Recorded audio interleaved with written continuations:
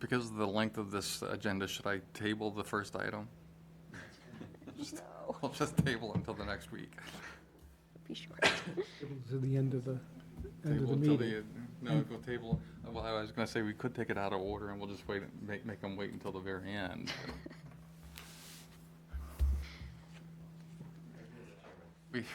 We figured I was just gonna put your item all the way at the end, so you get to Yeah, I think, enjoy one last sit through all of this, right?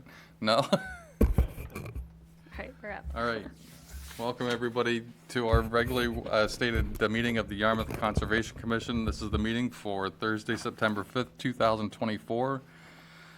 This is to formally advise that as required by General Law, Chapter 38, Sections 18 through 25, and pursuant to Chapter 20 of the Acts of 2021, an act relative to extending certain COVID-19 measures adopted during the state of emergency, signed into law on June 16, 2021, as extended by Chapter 2 of the Acts of 2023, the Yarmouth Conservation Commission will hold a public meeting at the date and time noted above.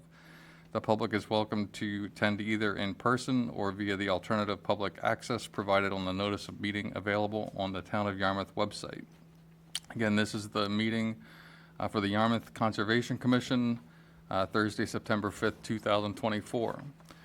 Our first order of business is recognition of service to the Conservation Commission of, I have to call her Ellie because I'm not used to saying Eleanor, and I can't say Richard Rick Bishop. So are those two people out in the audience? You want to come on up? We have a,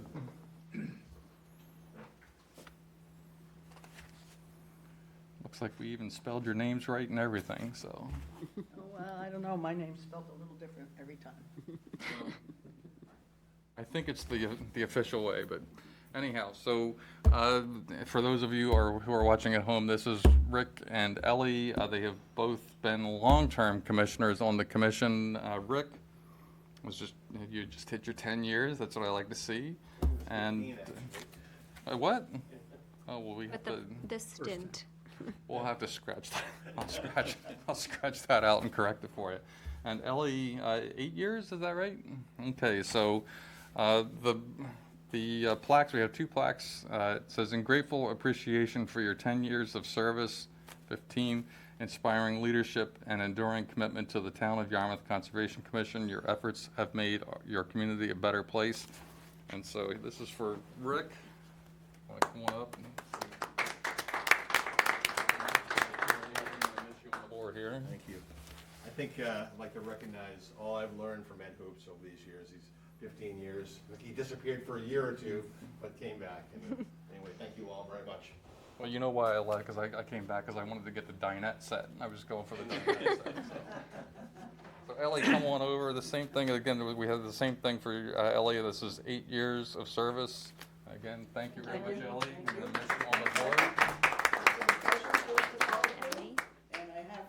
Learned quite a lot, and I'm still around, so.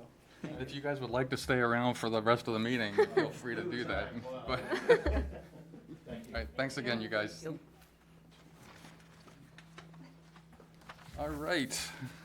With that, our next order of business is a request for determination of applicability. As the Town of Yarmouth, 99 Buck Island Road and various streets, proposed sewer beneath the road layout within land subject to coastal storm flowage, riverfront area, and the buffer zone to a bordering vegetated wetland and coastal bank. Thank you. Thank you.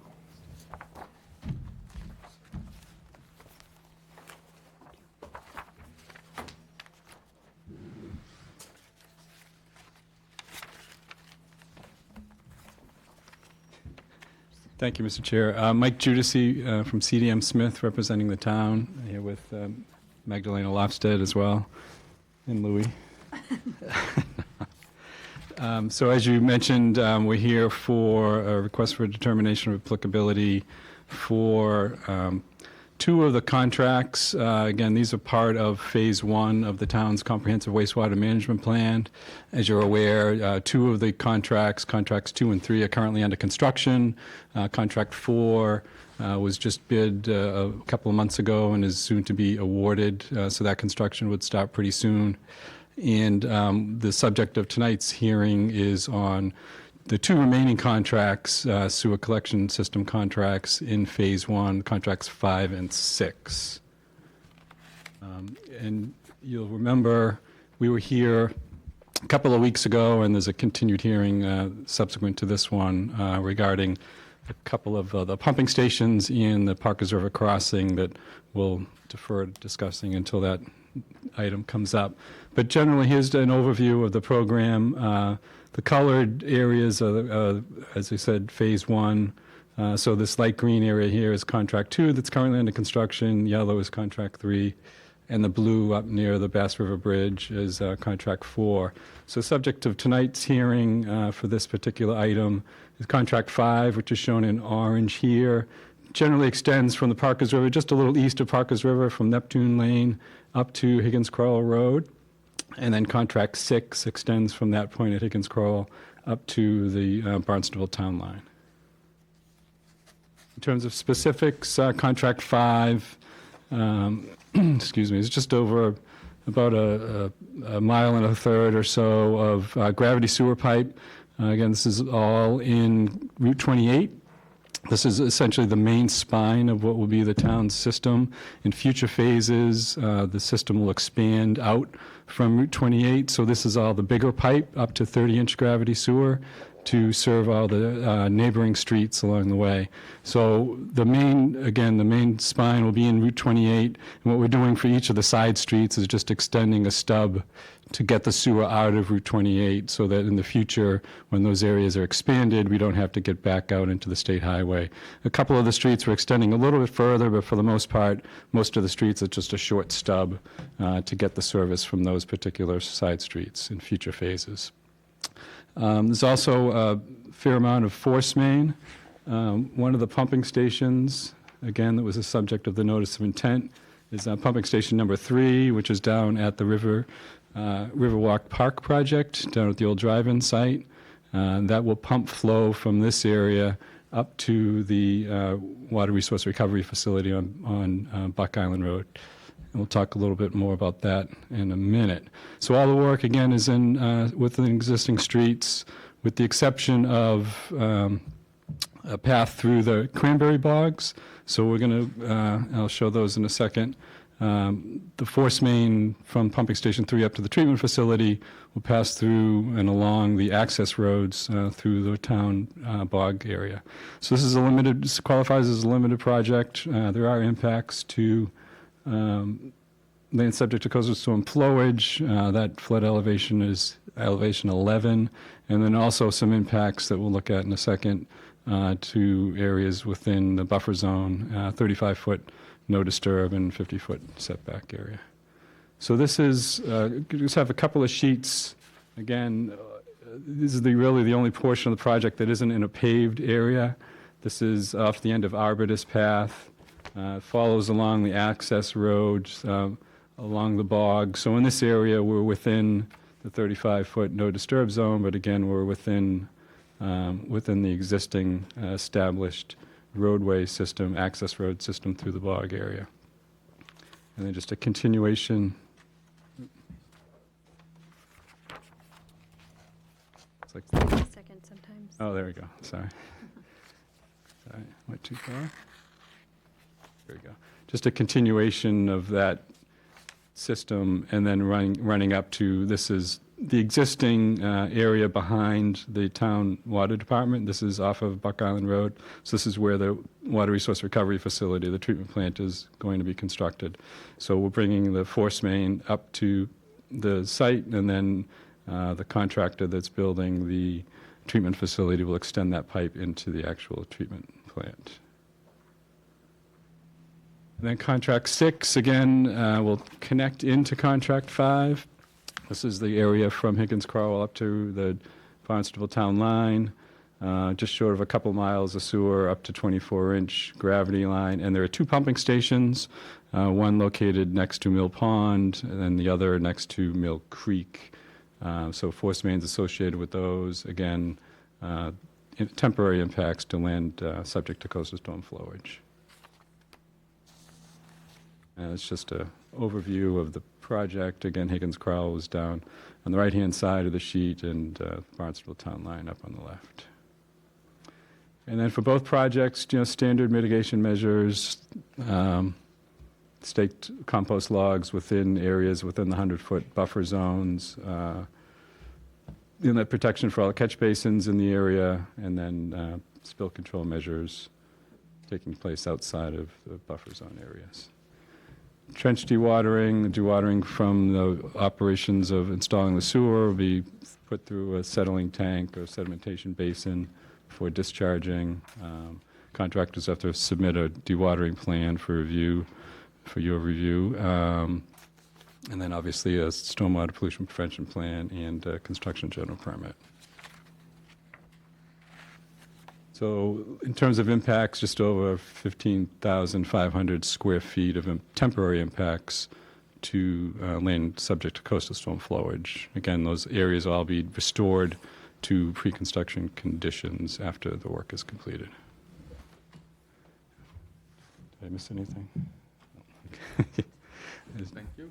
Questions from the board? I sorry. have one question, Yeah. sorry.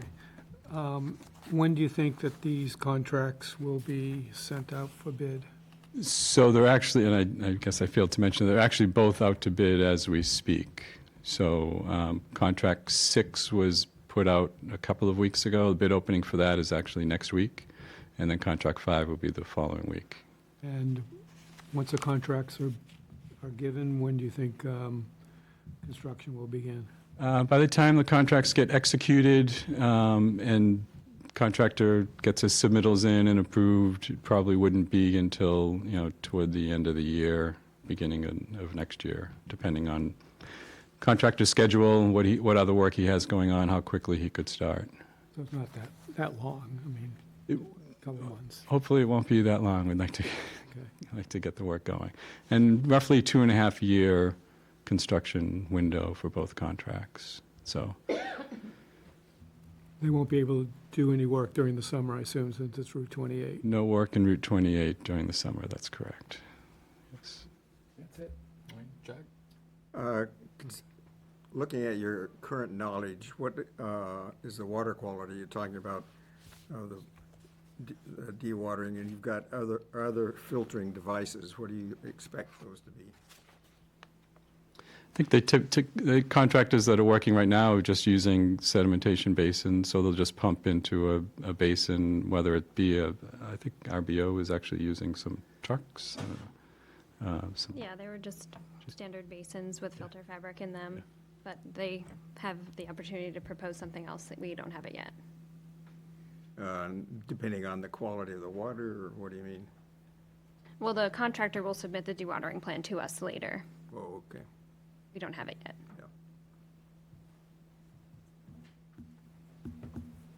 That's it. All right, anybody else? Brittany, anything else? No questions, thank you. Anybody in the audience have questions on this one? If not, anybody on Zoom? All right, if not, then would somebody like to make a motion for a -2 and -3? So moved. Second. Second.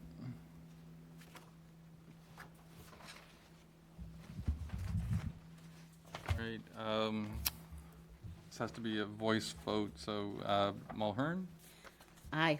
Frost, Oh, yes, aye. Bernstein, Aye. Huggins, Aye. and the chair votes aye, carries unanimously.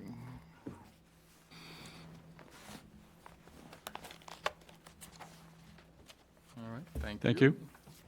I'm just gonna, you can keep the mouse, I'll just navigate you to get the the other- next one. You're good? Brittany?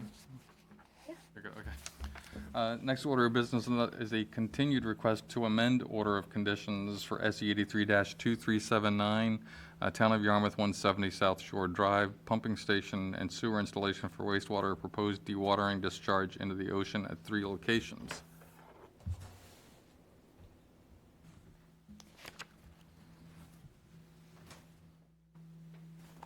Sorry.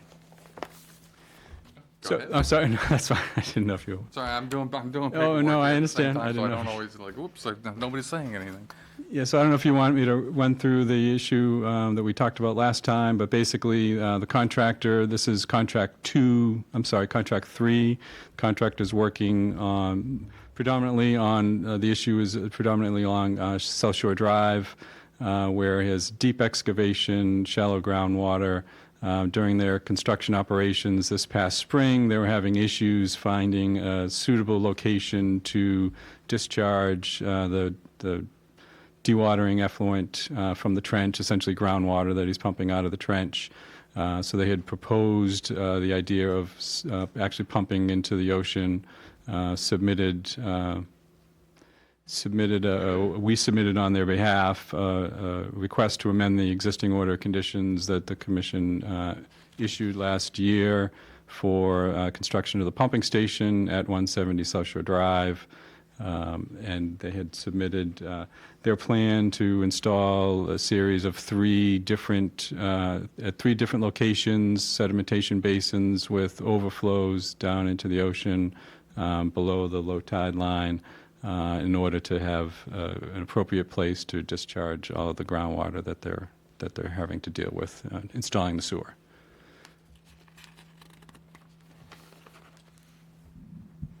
Okay, questions from the board? So we are still waiting for DMF comment. They did get back to us today, and they have requested for more time for their shellfish biologist to review the discharge into the ocean since it's suitable habitat for shellfish. I understand that will cause a delay in implementation, but we do have to wait for their comment. Do they have an idea? They didn't say. They didn't say, they asked similar questions that I asked, so I'm sure you have the information to provide them pretty quickly to answer their questions for more information. But they said they need some more time.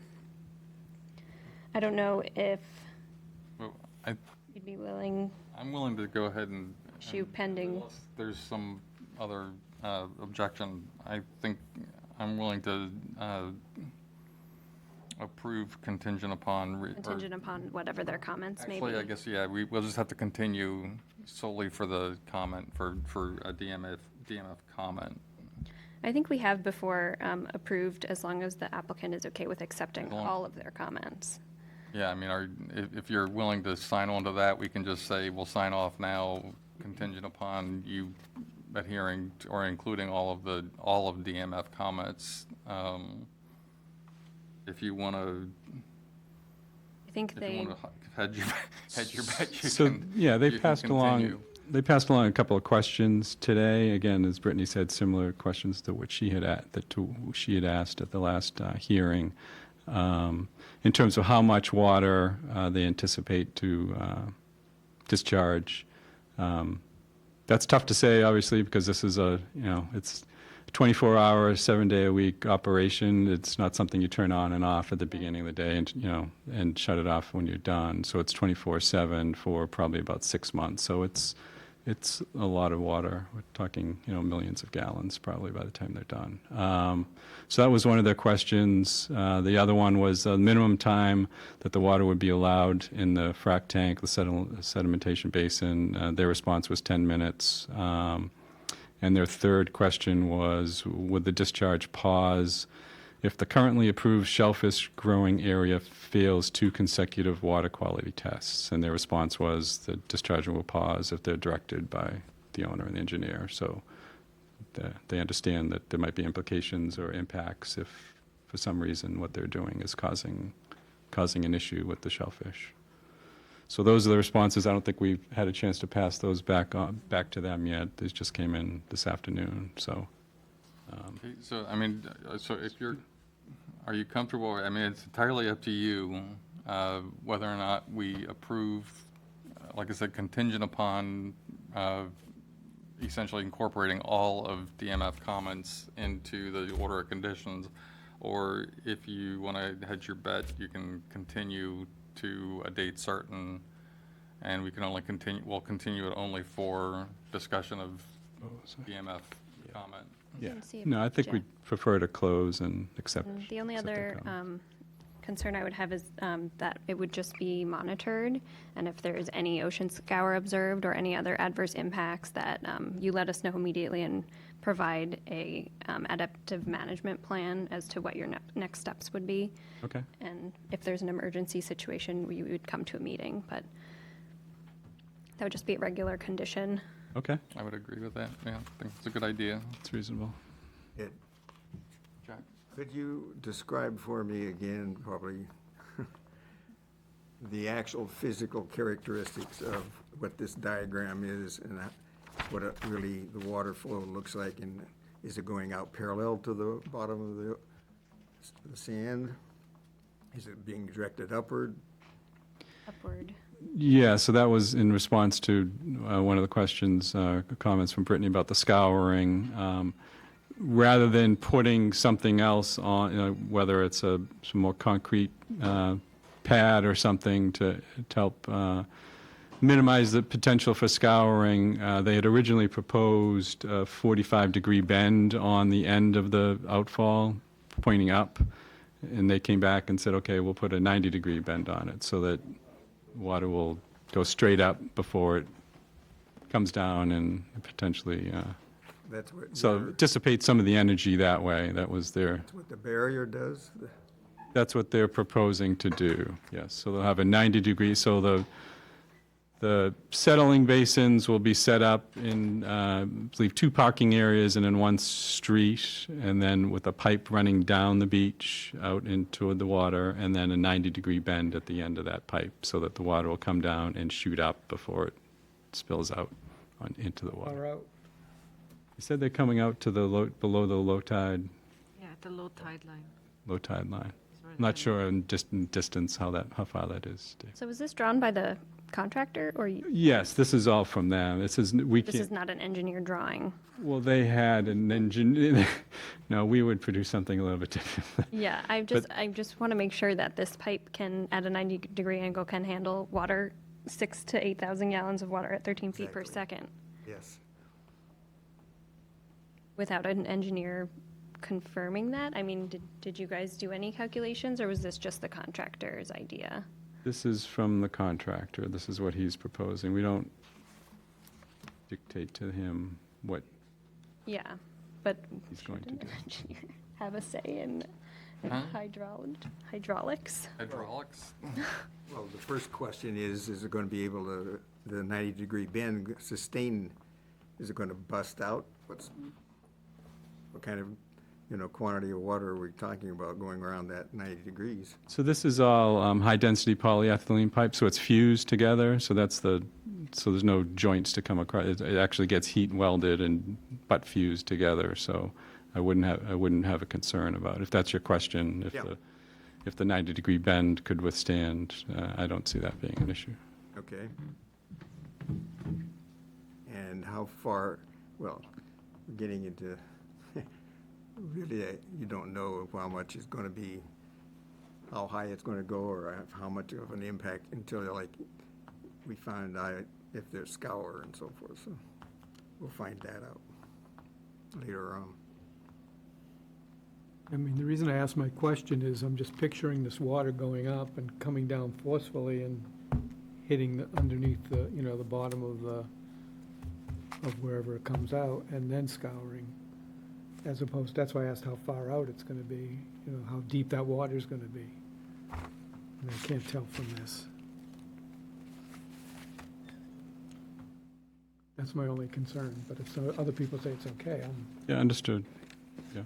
I don't think there's any way of really fully determining it based on what is drawn here.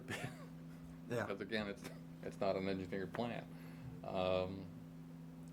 But I think really the only thing that we have to set our hats on in the end is the fact that we will put a condition on that says if there's any scouring being observed, then it becomes a critical thing that has to be corrected right then and there. And I would think that we would be looking for a quick resolution to that. Bringing in engineers. Yeah, if it needs to be If they corrected, have to bring in an engineer to do it, that's what they'd have to do then. and you're willing to let them do that after the fact if there's a problem, rather than beforehand? I personally, I don't want to put. I know, don't I wanna put you understand on the it's spot. important. But is there a reason why you couldn't design something like this with their input and put it on a plan that we would have a better understanding for, of what's going on? Or is not something that, as an engineer, you would just not do? Yeah, we typically wouldn't for Like, a situation I like this. asked, This but- is something the contractor is proposing. If the ask is you want him to have an engineer to submit an engineered plan, that's something he would have to, that he would I have to guess, do. let me ask the question this way then. So we go down the line here where we have everything installed and we start seeing severe scour going on. What are our options at that point? I mean, can we shut everything down? Is that something that's physically possible to shut it and stop it from occurring? If that's a condition of your order, then they would be required to shut it down, certainly, and come up with a solution that would mitigate that impact. That would be I guess that would be my determinant, is like, if I can stop it, then I'm not as concerned, because we'll be watching for the scour, and if we see it, then we can stop it. But if we see it, and we can't stop it, because for whatever, you can't do that because you're backing everything else up or something. I guess that would be my only concern, but if there's a means of stopping it, then I guess I'm okay with it. We're going to stop it every summer, right? It's only for the winter months, if I'm correct, Yes, but it would be continually discharging through the winter. but it will be able to be stopped for the summer months. He's not allowed to work there after Memorial Day, correct? So Yes. there's a way And to stop. right, well, he's intending to finish that work before the summer season, but to Brittany's point, yes, it's going to be running 24/7 until he finishes that street. So I guess that's my, Well, it's probably not that part of our consideration, but what's that gonna do to your schedule and getting work done and so forth? Is that, what are the issues that brings up if it goes, let's say, a week that has to, or a month, stopping it? Well, that's kind of my point, is it worth approving beforehand without any assurance that this is a sound engineered idea? Or is it worth getting a plan with a little bit more thought put into it to ensure that the system can handle 600 to 8,500 gallons at 13 feet per second for 6 months straight, without having to interrupt service throughout the program until Memorial Day when it's finished? Is it worth guessing? This looks like that's what I've been trying to get at. It's like, but it doesn't seem like the engineers are willing to do something like that. How long would it take an engineer to come up with a plan? And could they do it within the next 2 weeks to our next meeting? I would assume so, yes. Would that, We work for the town, we don't work for the contractor, so we're not designing his, So if the town says you Running got 2 system. weeks, could you do it? I would say so, yeah. I'd be more comfortable waiting for the All right, engineers. well, then let's do that. I just don't want to approve something and then find out, well, we're stuck, and then we're ruining those beaches in that area. Yeah, I'm, I mean, it's 2 so weeks. the rest of the board more comfortable with that option? Sure, more comfortable, but I can. Paul, go either you way. with this? Yeah, I have the same concerns you do. It seems that it's a little bit of a Rube Goldberg drawing, and I'd like to see something a little bit more specific. All I could see is geysers of water going like 40 feet in the air along the beach. I have no way of knowing unless an engineer prepares something. You there? Am I still there? Yeah. We're nodding our heads. You're just not hearing Okay. it, that's all. All right. Yeah, thank Okay, you. yeah. Oh, that's it. So I agree with the sentiment on the board at this point in time. We haven't cut you off yet. Yeah, so, Okay, thanks. was that your only question then, Paul, or comment? Yes, yes. Okay. So, given that, what kind of a time frame you're looking at? Is it something that you could feasibly have done in what, 2 weeks, which is, what is it, September? 19th is our next 19th? meeting. All I'm going to tell you, that I will not be here at the next meeting, so I think it would be better to. Well, I mean, as long as, First meeting in October. they probably won't want to do that. Hmm? They probably don't want to do that, as long as everyone else plans to be here. Well, as long as everybody else plans to be there, then, but you'll have 1, 2, 3, 4. You only have 4 people. It will have to be a unanimous We decision. might have the new person. They can't vote on They something won't they be able to hadn't. vote. And, yeah, you can't go that.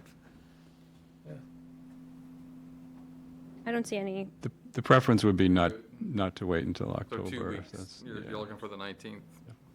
Okay. If that's the consensus of Any the board. comments from the audience? From Zoom? All right, then let's, do I have a motion to continue this to September 19th? So moved. Second, All right. Pat? yes. Jack? Yes. David? Yes. Paul? Yes, Chair votes continue to September 19th. That is Jack and David who. No, Pat. David Pat and Pat, sorry, seconded. Pat. And all right. So we'll put that one off to the 19th. Our next order of business is a continued notice of intent for SE 83-2442, Town of Yarmouth, 316, 669, 674, 700, and 728, Route 28, proposed gravity sewer crossing beneath the Parkers River and 3 pumping stations and land under the ocean, riverfront area, land subject to coastal storm flowage, coastal bank, and buffer zones. It's the CDM night tonight. It is, thank you. Once again, Mike Judici and Magdalena Lofstead from CDM Smith. So this is a continuation of the hearing from last time, as you indicated. 2 of the 3 pumping stations that we just discussed, pumping station number 2 that's in contract 6, and pumping station 3 that's in contract 5. Both within the flood zone. In addition, we have a proposed siphon via horizontal directional drill under the Parkers River in order to convey flow from Route 28 to east, from the east part of 28 under the river to pumping station 3, where it can eventually have flow pumped up to the water resource recovery facility. So we reviewed last time, again, that impacts to land subject to coastal storm flowage, 100-foot buffer, 50-foot setback, and the 35-foot no disturb zone for each of those components of contracts 5 and 6. I think last time we were just waiting for DMF. DMF comments. Receive. we did receive DMF comment.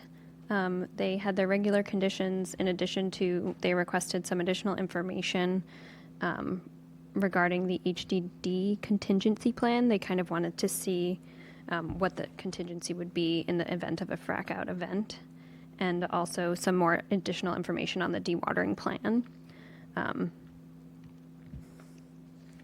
Are you able to provide that before the start of work? Yes.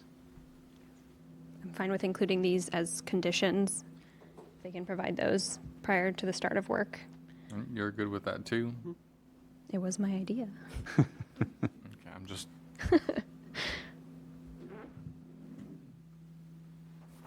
Okay, any questions from the board? No. Brittany, anything else?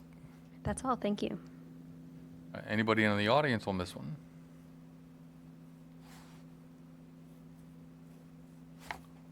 Anybody on Zoom? If not, would somebody like to make a motion to approve with special conditions? I'll make the motion. I'll second.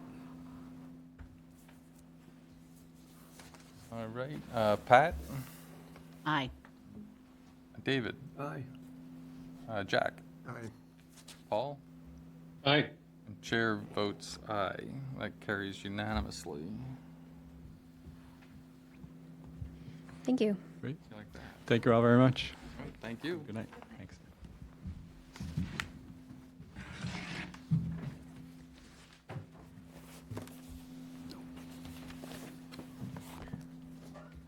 All right, next order of business is another continued notice of intent for SE 83-2441, Rosanna and Charlambros Nicolaitis and the Ponco Realty Trust, 811 Route 28, proposed construction of a multifamily development within land subject to coastal storm flowage. Kieran. Good evening, Mr. Chairman, members. For the record, my name is Kieran Healy. I'm a land surveyor with the BSC Group, representing the owners of the property at number 811 Route 28 in South Yarmouth. We are looking to put in an 8-unit building. It will have a compliant Title V septic system. It will be flood zone compliant, and it has a landscape plan that you're privy to on the screen there, and common shared driveway between this property and the property to the west. And agreement has been made on that. Previous easement existed at the site, and it's been expanded to cover both these parcels. Other than that, I'd be glad to answer any questions you have. We're here purely because of flood zone reasoning. There is no wetlands other than the flood zone within 100 feet of this site. All right, questions from the board? No.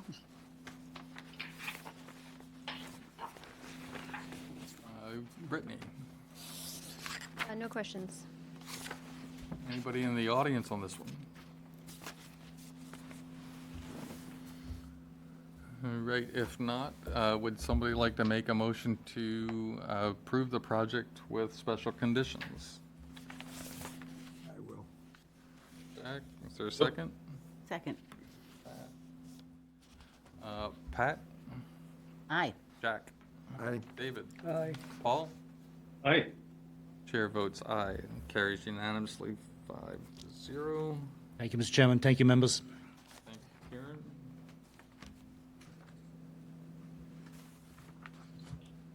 Nobody challenges my signature on that one. I witnessed it. All right. Next order of business is a request to extend an order of conditions for SE 83-2296, Joseph Topi, 17 Angus Avenue. And this one, I think, is all set. Do we have this, is this the new plan? Yes, is there more mitigation on it? 9921, dry wells, trench drain, mitigation plantings, right? Yes? 824. Yeah, I said, oh, sorry, I was looking at the first one. All right. Any questions from the board? No. No. This is the first extension. So I have a motion to extend for 3 years, SE 83-2296. So moved. Second. Do you need to mention the revised plan, or? And, oh, sorry, this is a revised plan dated August 29th, 2024 for mitigation plantings and pervious driveway. All right, Pat, Aye. Jack, Aye. David, Aye. Paul, Aye. and the chair votes aye. Carries unanimously. Thank you, Mr. Chairman. Thank you, members. You didn't have to say anything. Who made the motion? I missed it.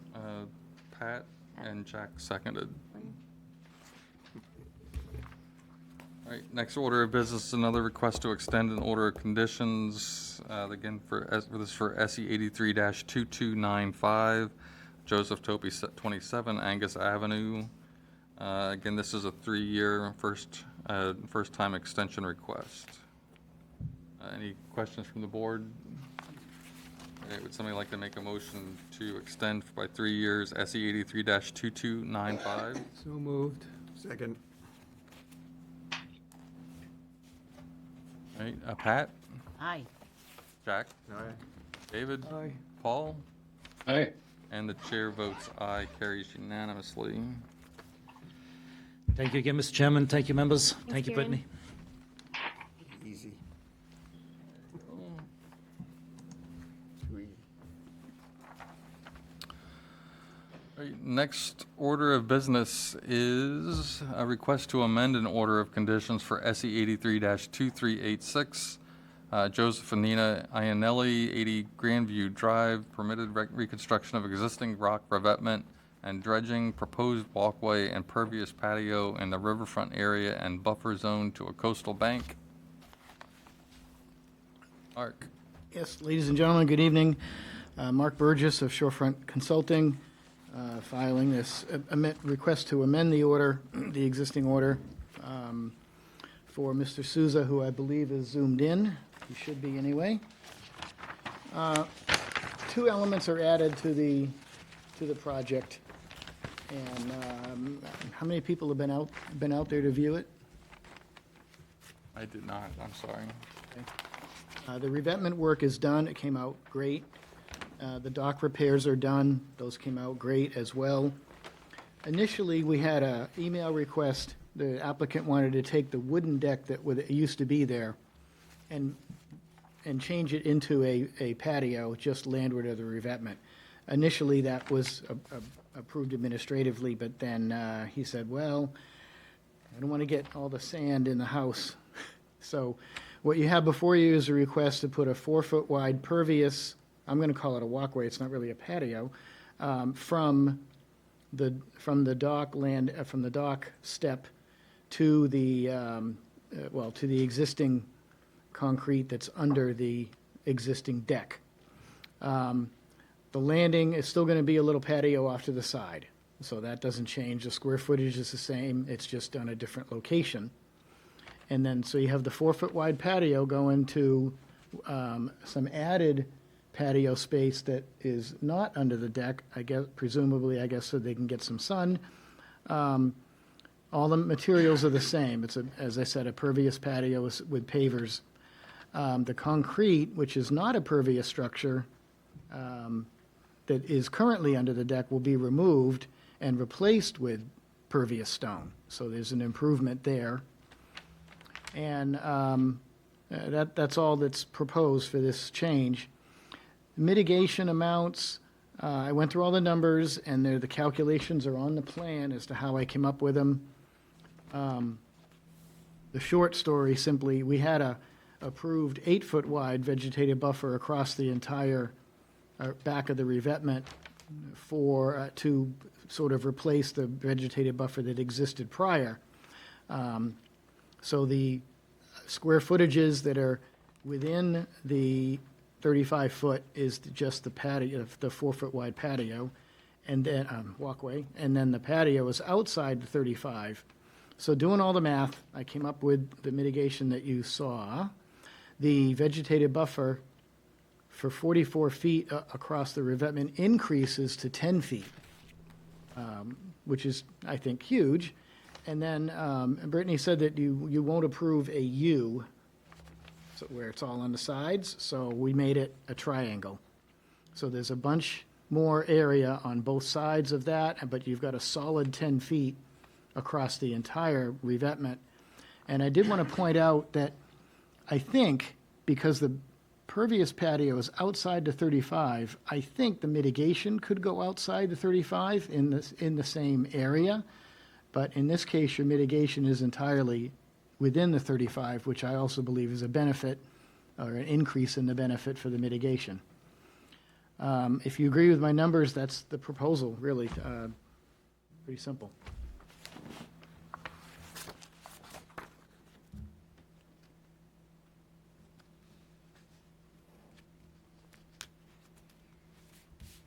Well, I always think it's best to fill first, so whatever has to be done to fill, or moving toward filling the 35, I think that's the most important part about it.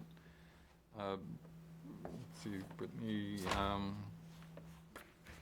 you had a question about the mitigation, the amount of mitigation, is that right? Yeah, our current regulations do require 3-to-1 mitigation in the 50.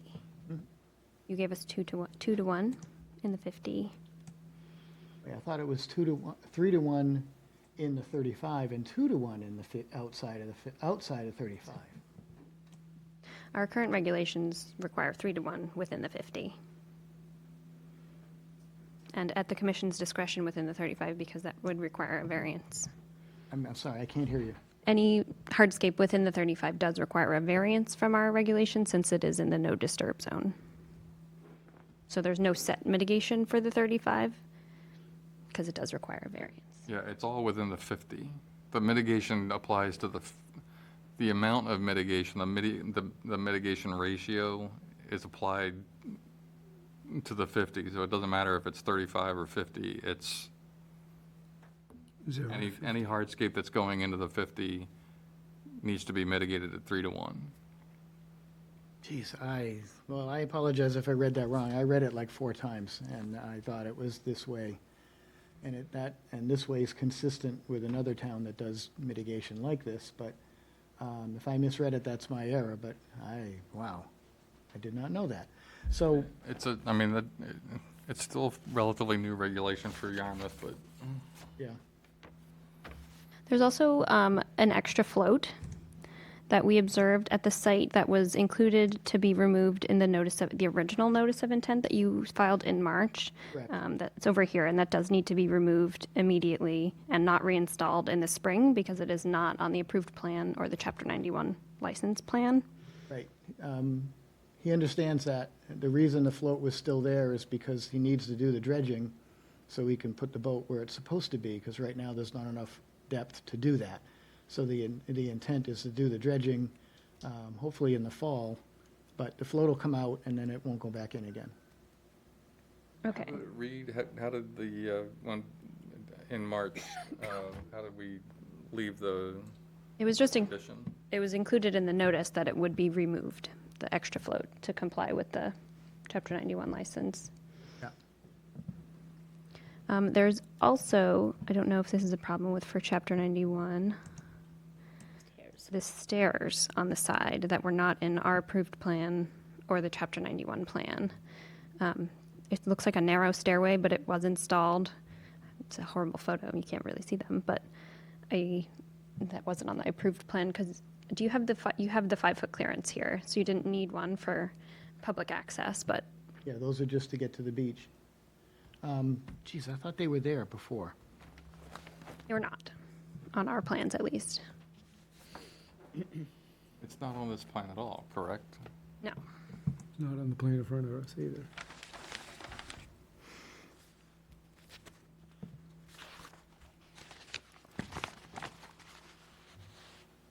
Because Yeah, it is so suitable. You have to, you either, well, They're they're not on the plan before you. They're shown on the permit plan, though, the one dated 8/6/24.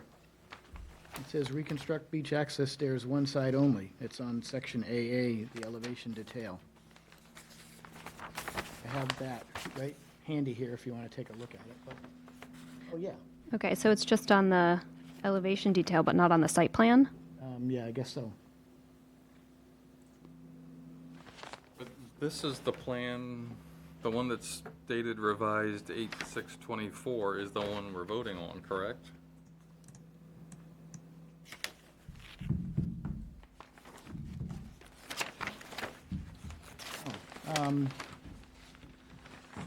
Yeah, I'm sorry. Here, they're let on me this go back plan. to the, let's see, do I have the other one? I don't have that one with me. Just for clarification, it should be on the It needs to site be on the plan site plan. as well as the detail, the side detail. Ugh.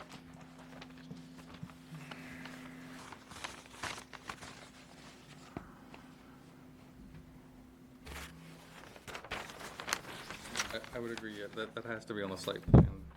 I would not feel comfortable voting on without seeing it. Okay, well, that's an easy, So it seems like you've got a few things to fix, correct? well, what do I need, what do you want me, what would you like me to do?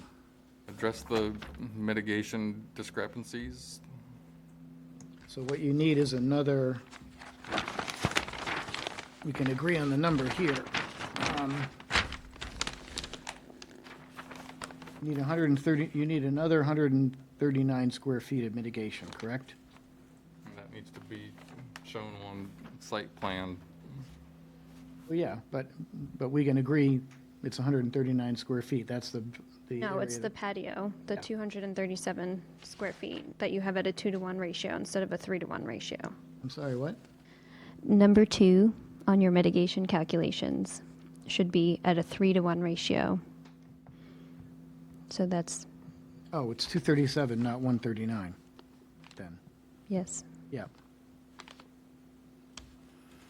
You know, I'd like to also ask, because, I mean, normally when people do mitigation calculations, it's very difficult for me to read what you're saying, but what you should normally do is do a table that shows existing and proposed in the, you can do it in the 0 to 35, 35 to 50, or 0 to 50, and the 50 to 100.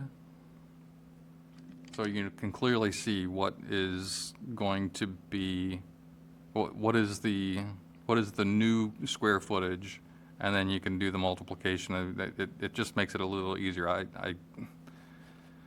have to take your word for it that the new mitigation calculations, I have to go back and forth between one plan and another to see exactly how much is there. So you're saying for a total of 417 square feet.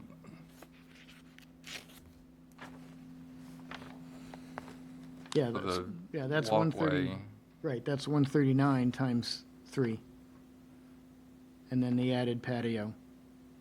I'm just saying, it makes it easier in the future, you know, it's easier for people to look at it and then make that assessment as to what, you know, how much needs to be added or how much mitigation is required.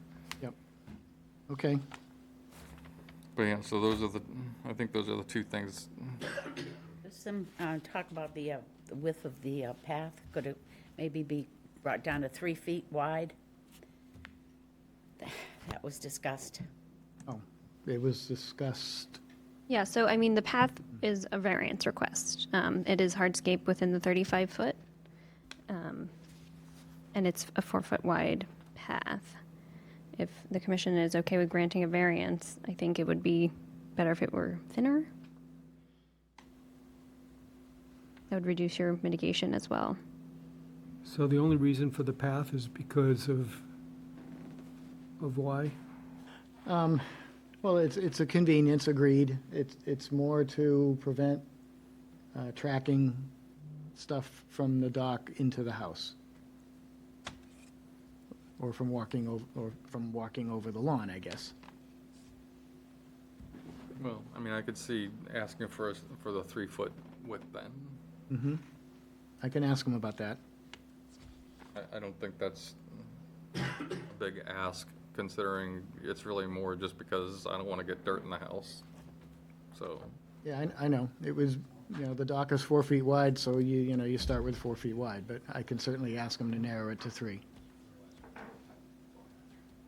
I mean, I'd be willing to let you have 4 feet if you're gonna if it's not gonna be hardscape, but that's, Do they need it to be hardscape? Could they do it pervious?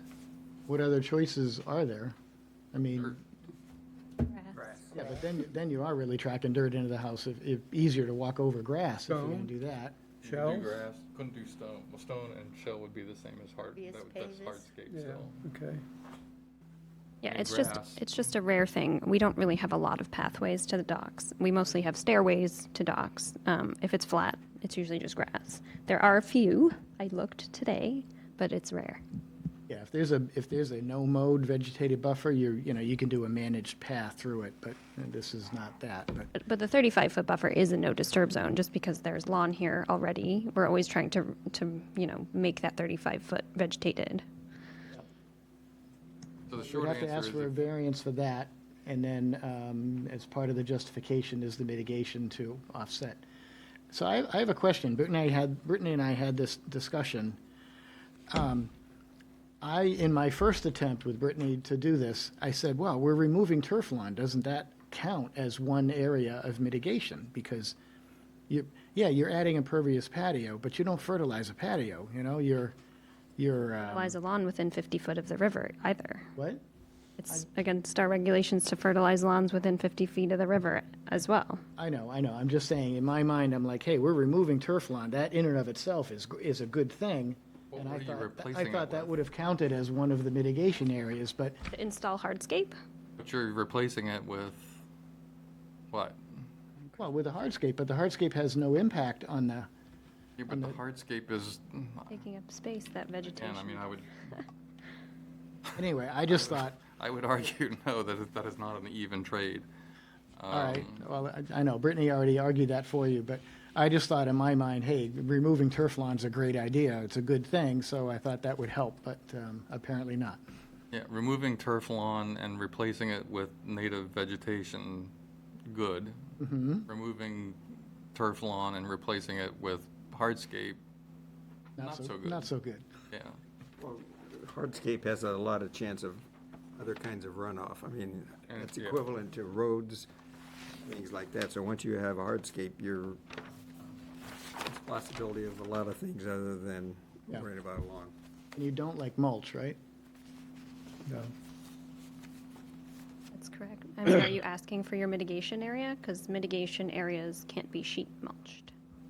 No, I meant if he wanted to do a path that wasn't pervious and decided to put mulch down instead, is that acceptable for a path, or does it, or is it, we'll just ask for the 3-foot wide pervious stuff and go from there, but I'm just looking for a possible alternative. Some towns don't like mulch. I Don't mean, think I would think it would, mulch would be dirtier coming I into don't think the it would be house. better than grass because it could run off. Yep. I'm sorry, what were you Okay, saying? well, I can discuss I don't those. hear a word you say when, I don't know, I'm near. I don't know if he needs to turn the mic up or not, but I'm having a really hard time hearing everybody. Yeah, I think that is a problem. Anyway, so I will ask the applicant about going to 3-foot wide. Ask him if he really, really, really wants that walkway to begin with. The patio is important to him, for sure. And would you agree that it's a benefit to remove solid concrete and put pervious behind there? to be honest with you, I think pervious and concrete is ultimately the same thing as hardscape. I mean, is pervious better than a solid concrete? Yeah, I guess to a degree it is, but I still think it's still hardscape. So brownie points, but no allotment for it. Yeah. I don't even know if I don't even know if I'd go with brownie points, but All right. Okay, Oops, sorry. so you want to continue to the 19th? let me see if I have something on the 19th. And I have to get this to you in a week? Right? I have to get it to you in a week, right? That's, yeah. I wish it was one of those where it was the 3 weeks. We can almost do the same Well- thing and continue it to Paul the, has his hand up too. Sorry. I haven't forgotten you, Paul. Okay, no problem. No, let's go for that because he's coming into prime planting season. He really just wants to finish this project and put it behind him. Okay, so 19th of September, is that right? Mm-hmm. Okay, Paul, did you have a comment? No, I just was wondering because Ed, you pointed out, and I think Brittany did also, some kind of fundamental problems with the plan that's presented and the difficulty of reading some of the stuff. And is Mr. Burgess to go back and create a plan in a week's time or whatever time he's being given to rectify some of those confusing items on the plan? That's number one. And secondly, the whole notion of the walkway up to the house, just to give you a heads up, is something that I wouldn't be interested in supporting personally. I'm just wondering about those things. Okay. So we are looking at, it's a plan revision that we're asking Okay. for. And are you saying no path whatsoever, or are you saying no path in the form of some sort of hardscape? I would say it seems to me to be kind of unusual to a pathway like that, especially on the the premise that the reason for it is so you don't get sand in the house on Cape Cod. So it just seems excessive to me. So unless it was presented in some kind of different way, I just let you know I wouldn't be in favor of supporting it. I agree with Paul. I just want to be upfront. I'm having a hard time with a pathway. I mean, I have a pathway. I have sand in my house. I have a vacuum cleaner. Okay. So, Mark, I'm going to tell you right now, if you bring it in for the 19th, I am not here, and you've now got 2 of the remaining 4 commissioners saying they have an issue with it.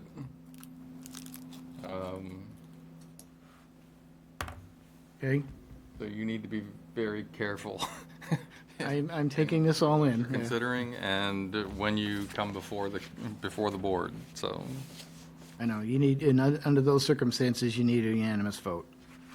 Next time, you would need a unanimous vote of 4, which, according to David and Paul, they're not likely to give you, so. I get it.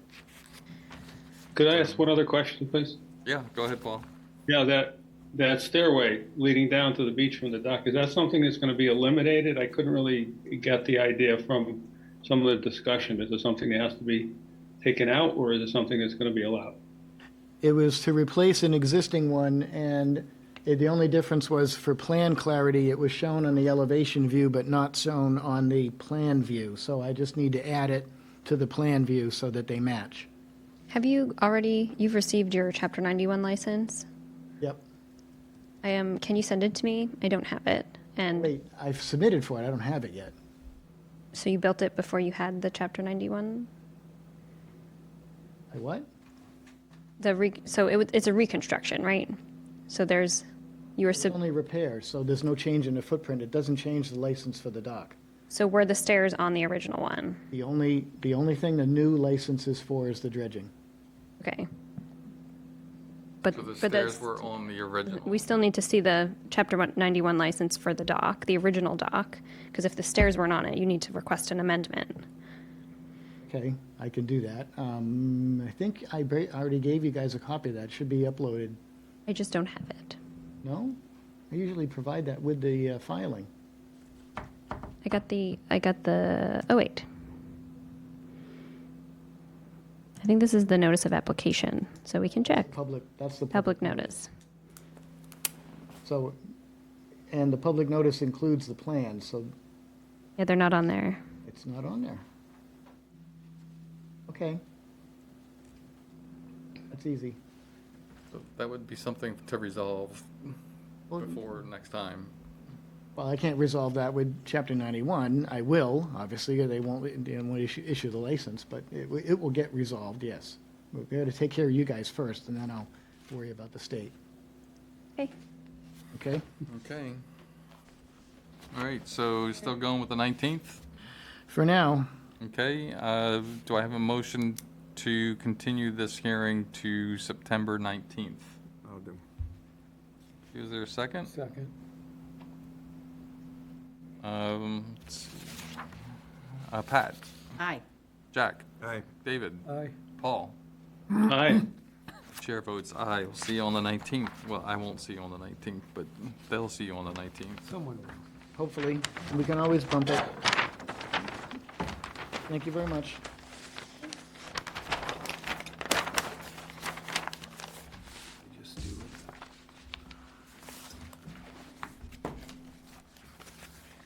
Right. Next order of business is a new notice of intent. Elizabeth Brown, 140 Baxter Avenue and 31 Gristmill Lane, proposed invasive species management and restoration within land subject to coastal storm flowage, salt marsh, and the buffer zone to a salt marsh. How you doing, Lauren? Good evening. For the record, Lauren Taylor with Crawford Land Management here on behalf of the applicant Julia Python. So this project spans two properties. There's 140 Baxter Ave to the south and 31 Gristmill Lane to the north. The resource areas on the property are salt marsh and its associated buffer zones, as well as land subject to coastal storm flowage. Essentially, this project is proposing an extensive amount of invasive species management.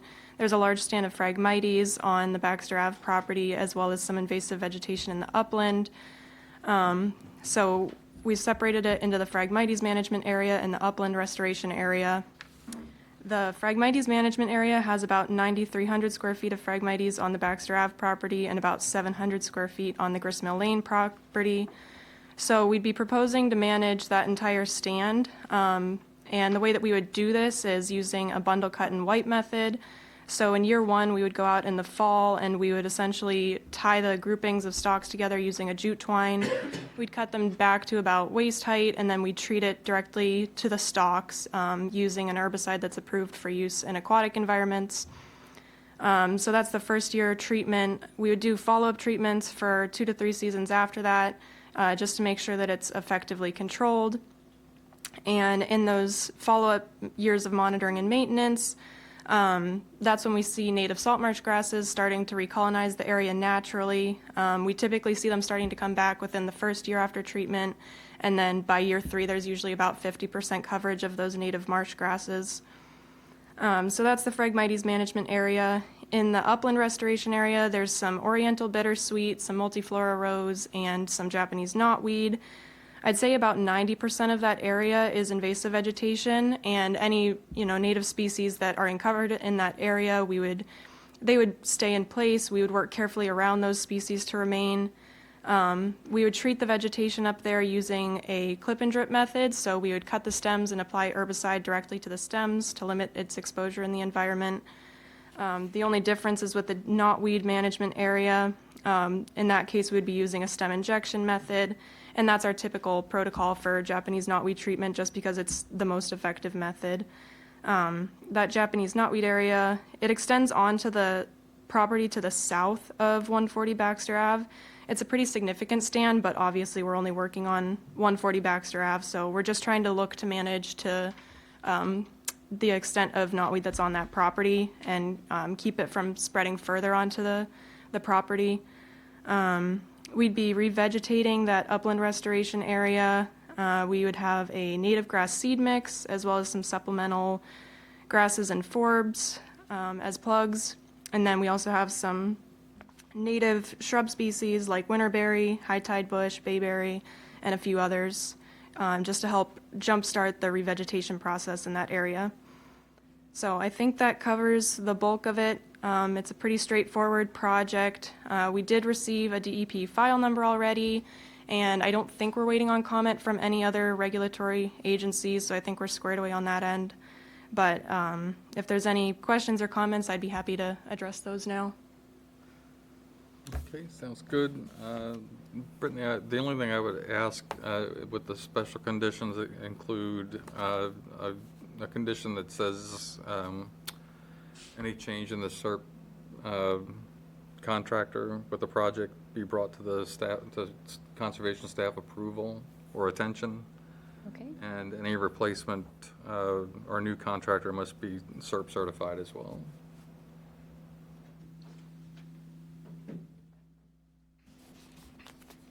And then you've got the annual monitoring reports as well, so. The DEP comment did include Yes, and I was going to ask you what I, that means. we've never done that before. Did you read the DEP comment? I did, and I assume it just means that they want a state licensed applicator, which all of our field crews are. And I thought the same. It looked like a very specific license Yeah, that that's what I was was- for managing nuisance aquatic vegetation in freshwater ponds. So I'm not sure if she misunderstood the project, but it's not something we've ever required before, so I'm not inclined to require it. I was gonna say, unless they want to clarify, I mean, WMO4, like, that seems to me like it's supposed to be like a certification or a specialty license, but I've never heard of it. Yeah, that's not something we've come across before, and, we manage frag projects Yeah. every single year, so it's not something we've encountered, but if you want us to look into it, we could. I'm not super concerned about it. I'm not really sure why she commented. As long as we have the CERP certified end of it, I think that's the more important thing. Yeah, all of our, field crews are Pesticide state licensed applicator. applicators, so. Yeah, so I'm fine with that. And then annual monitoring, most likely in the fall. We'd prefer the fall reports Okay. for monitoring. And that is all. I don't have any other questions. Okay, anybody else on Yeah, the? I just want to commend the owners for doing this work. I know it's going to be expensive, but I think if you can send back at least my kudos, I'd appreciate it. I Yeah. just think it's great. Yeah, I'll try to relay the message to them. I know that they've lived at this property for a number of years, and they've seen how it's changed over time, and, they want it restored to the way it used to look with the salt marsh in front of them, so, yeah. But I'll pass that message along to them. Okay, she's behind you, so. I was going to say the same thing, except that just in the sense of taking on the kind of approach that Ellie and Rick used to take of congratulating people. It's really great for the owners to do that. Anybody else? Paul, you good? I'm good, thank you. Nice work. Brittany, anything else? Nope. Anybody in the audience? Anybody on Zoom? If not, would somebody like to make a motion to approve the project with special conditions and the additional monitoring reports in the fall and CERP contractor changes to staff? Moved. Second.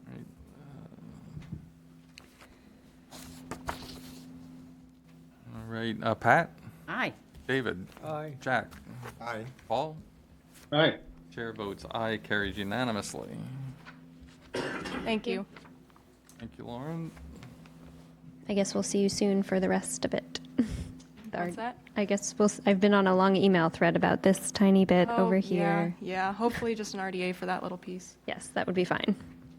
And let me know when you get the BRPWMO4 license to apply. We'll try to solve that To see, mystery. I'd like to see what that is, so. Thanks, Lauren. Aye. Next order of business, another notice of intent for SE 83-24. Oh, did we get a number for that, right? We did? I'm sorry? For Was there a number associated with Crawford for the 140 Backstreet? Yes. 2446. 2446? It's on there. It's on, Did you say 24 what? Yeah, it's on the agenda. Is it not? Oh, it's not on my agenda. 2446. Okay, 2446. Thank you. Sorry, you're right. It's not on the agenda. It's on the notes. I'm just saying. All right, SE 83-2443, Thomas Infante, 133 Clearbrook Road, as proposed deck within the riverfront area, land subject to coastal storm flowage in the buffer zone to a bordering vegetated wetland. Good evening. For the record, Tim Santos from Merrill Engineers representing the applicant. As stated, the property is located at 133 Clearbrook Road. Resource areas on or within 100 feet of the property are a bordering vegetating wetland to the north, bordering vegetated wetland to the south, and a perennial stream to the east. A portion of the property is also located in land subject to coastal storm flowage. It's currently developed with an existing single-family home, paved driveway, concrete patio, and some walkways, lawn and landscaped areas. We're here tonight looking for your approval to remove the existing concrete patio in the rear of the home and construct a new 14 by 20 deck. I have supplied some redevelopment or riverfront redevelopment calculations on the plan. There's no increase in the 0 to 100-foot setback to the perennial stream. There is a 56-foot increase within the 100 to 200-foot setback, and we are providing a 2-to-1 mitigation for 120 square feet of mitigation plantings along the rear or the southern property line closest to the wetland as possible. It's currently a lawn area to meet the riverfront requirements. If the board has any questions, I'd be more than happy to address them. Thank you very much. I commend you on a nicely done and prepared plan.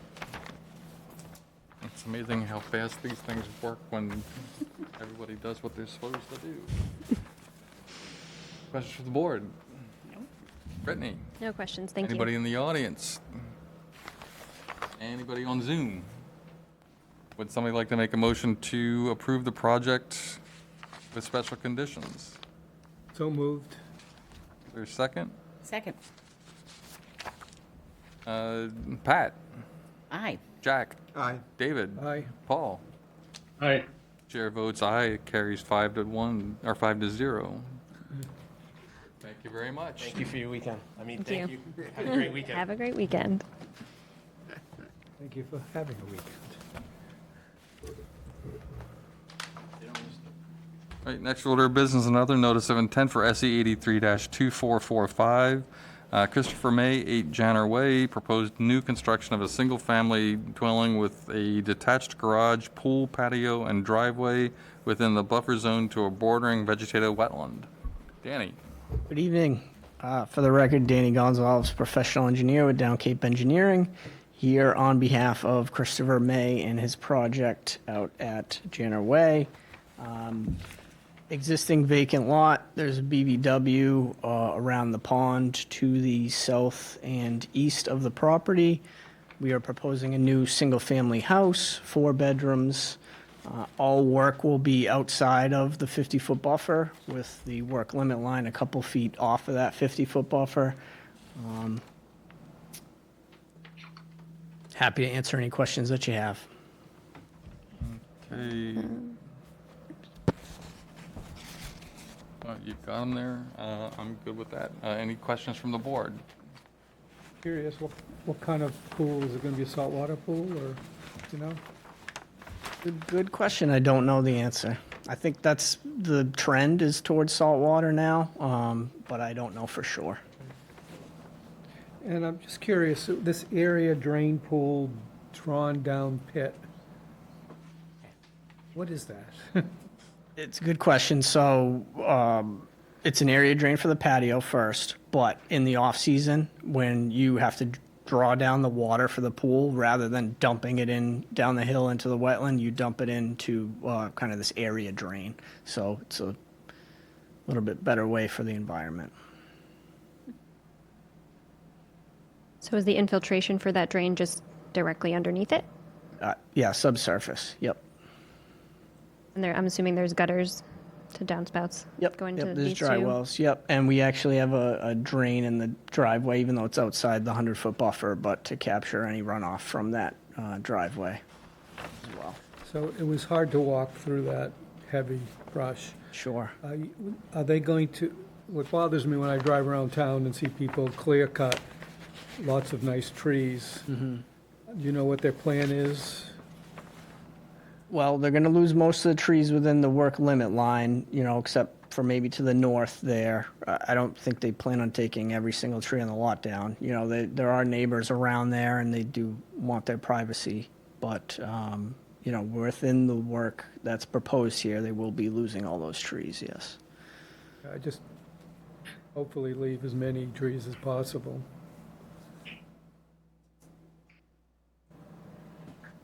So in the areas that aren't going to be regraded, like right down here and up here, are they proposing tree removal or leaving it? I don't know the answer to that question. It is outside the 50-foot buffer, so you will have an undisturbed 50-foot buffer. It is within priority habitat.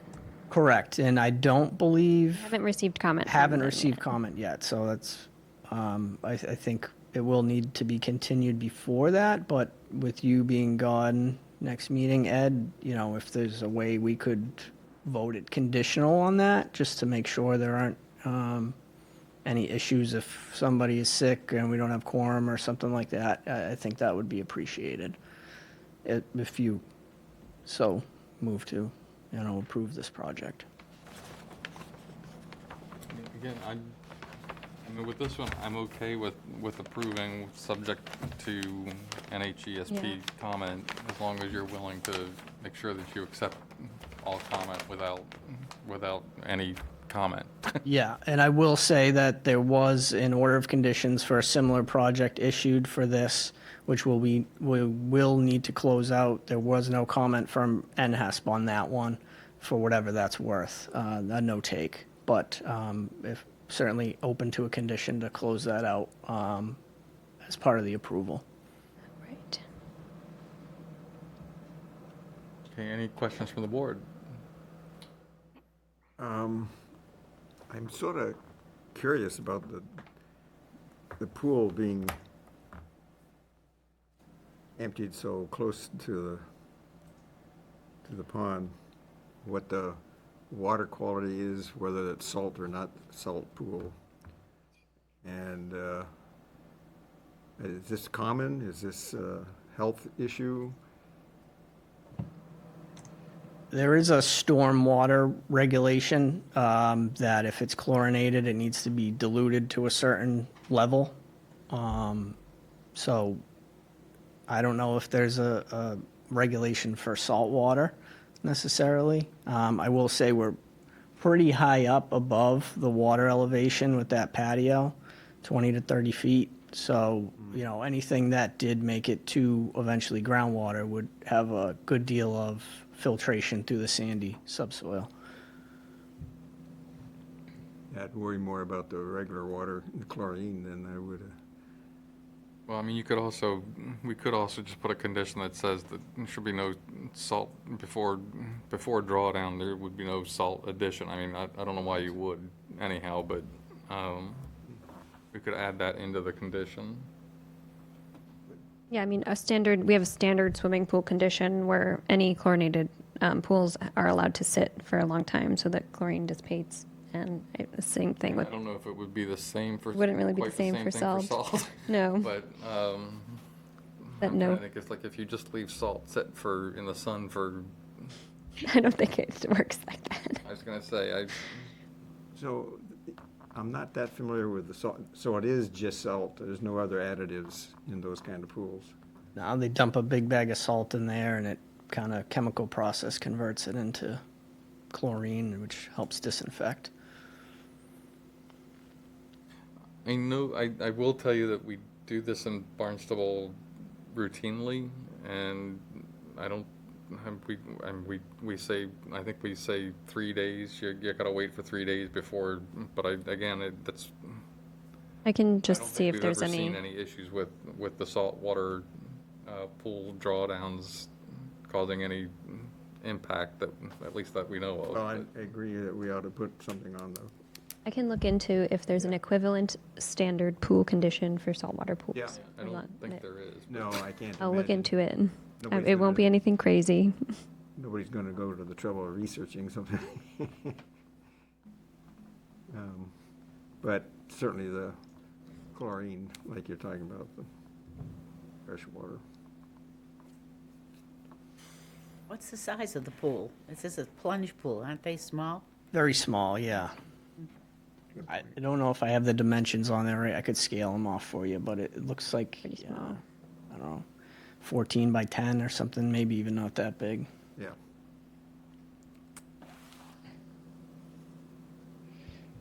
Anybody else?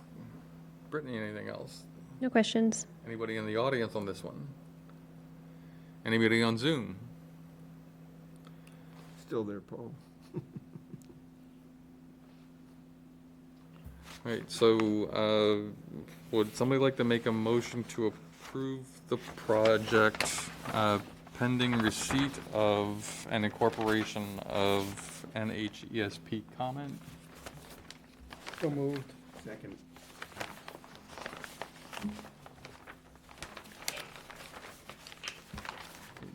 Pat? Aye. David? Aye. Jack? Aye. Paul? Aye. Chair votes aye, carries unanimously. Thank you very much. Thank you. Thank you.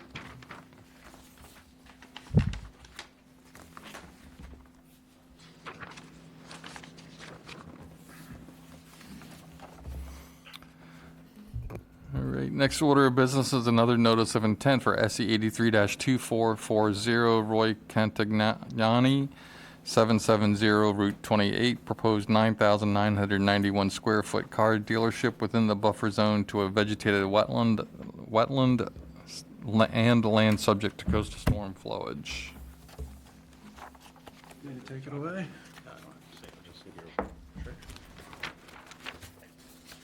Good evening, everyone. My name's Adam Drake. I'm with Atlantic Design Engineers, and I will be representing the Cape and Islands Nissan project over at 770 Route 28. So the parcel is currently 2.86 acres, primarily wooded, and it has a automobile storage area located at the front of the property. So the topography of the site slopes towards the rear Swan Pond. We had Environmental Consulting and Restoration LLC go out and delineate the bordering vegetated wetlands. They're located off in the north of the site, and they delineated the isolated vegetated wetlands to the east of the site. So we are proposing a 9,991 square foot dealership with the associated parking and inventory storage.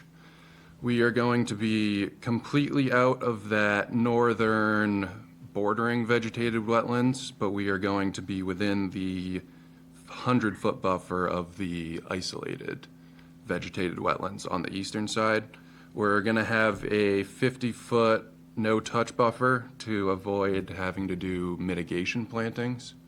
But, you know, we are going to have approximately 12,700 square feet of disturbance between that 50 and 100-foot buffer of the IVW.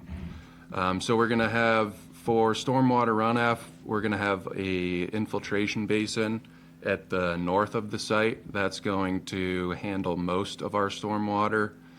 So anything that's running off impervious surface is going to go through a series of catch basins, and then it'll be pre-treated with a first defense unit to meet all of those pollutant requirements. And then we also have a smaller subsurface infiltration system at the southeast side of site. Again, any impervious surface is going to go through those catch basins, and then it's going to be pre-treated with that first defense unit.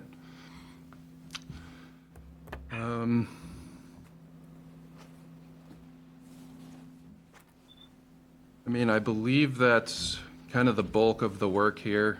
We do have utilities. We tried to situate the septic system on the opposite side of the wetlands. We have that located at the southwest, and we have that, you know, ready to be tied into that sewer once it comes through Route 28 there. But, I mean, if you have any questions, I think that's it for kind of an introduction. Okay, thank you. Again, well thought out plan. Questions from the board? No, I don't have any. Brittany? Oh, Paul, sorry.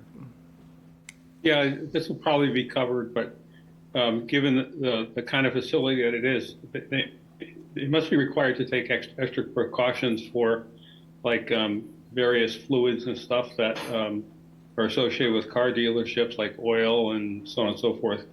Is there some plan, or there's some aspect of the plan that contains that type of thing in case of a spill or something like that? Just curious.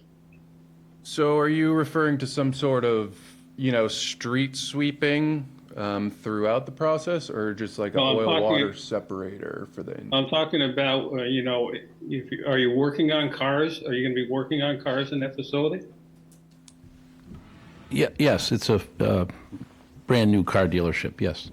What I'm thinking of is and maybe you have it next door, some kind of a barrel of something gets knocked over, like oil or gas or something like that. There must be some provision in your building specifications having to do with the containment of that kind of material. Yeah, I think they can, yes, I think to answer your question, I think the best management practice dictates storage in proper containers.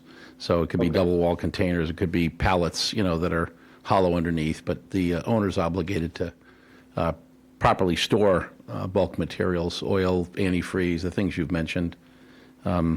There's also, containment such that any spills in the building are contained right through a tight tank.